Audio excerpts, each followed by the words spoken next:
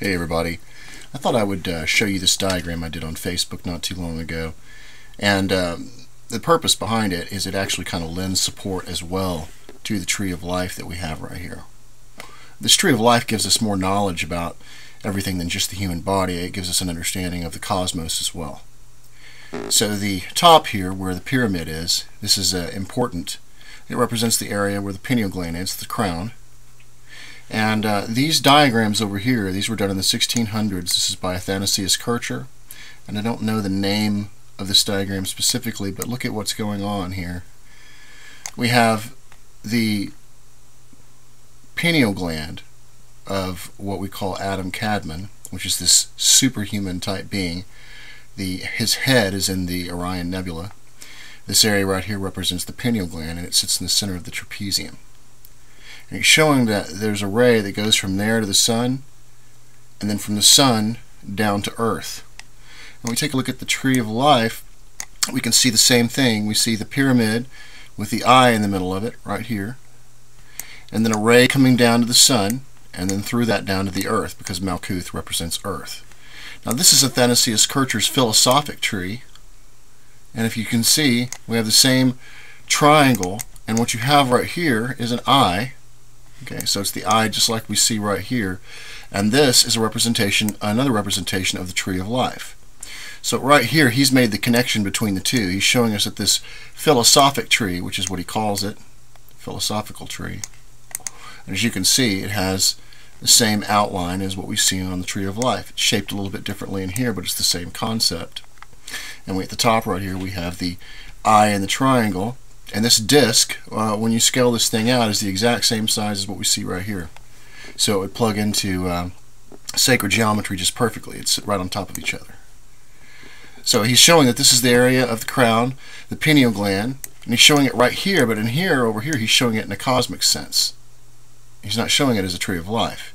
But he is showing that this area representing the pineal gland is connected to our sun, and then our sun connects to the earth, which is the same thing that we see right here in the tree of life in both of these diagrams. Now right here is the Orion Nebula trapezium. The Orion Nebula trapezium has the same slopes as the Great Pyramid. And in the center of the trapezium is a black hole, according to NASA, but more than that, according to me, found in cathedrals 1 year before NASA. So what's being shown here then, in a cosmic sense, is that this area is connected to the sun, where then the sun is connected to the earth. So we could speculate and say that since this area is the pineal gland, this is Kether right here, whatever happens on the sun has a connection to this area up here, which is the trapezium of the Orion Nebula. This is where the Egyptians were pointing us to. This is the primordial point where first things began for man. And this area is connected to our sun.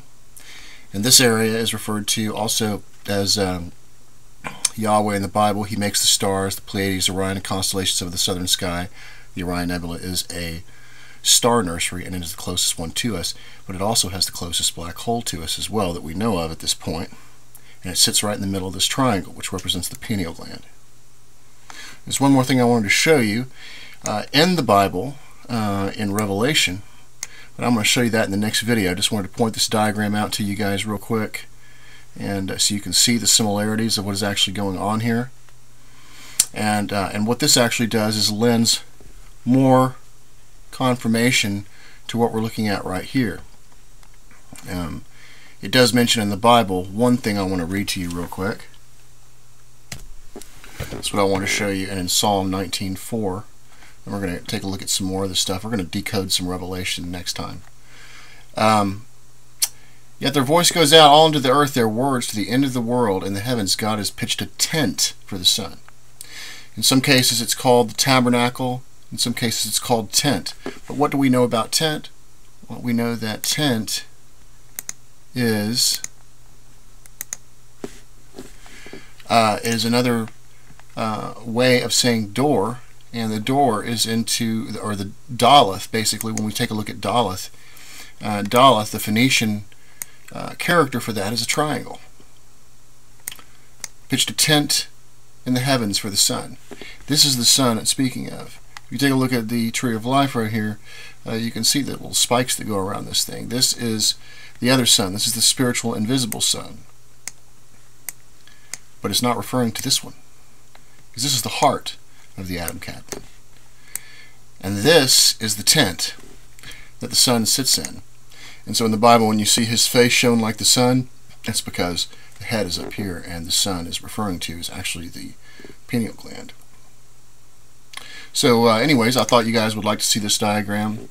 This is more confirmation that this is what we're actually supposed to see, is the triangle at the top. We can see it on this version of the Tree of Life, and then we can see the cosmic version is what's actually happening. This is why this diagram is so useful, especially when you start taking a look at these other diagrams, because you can begin to see the macro versus the microcosm. You guys take care, and I'll talk to you soon.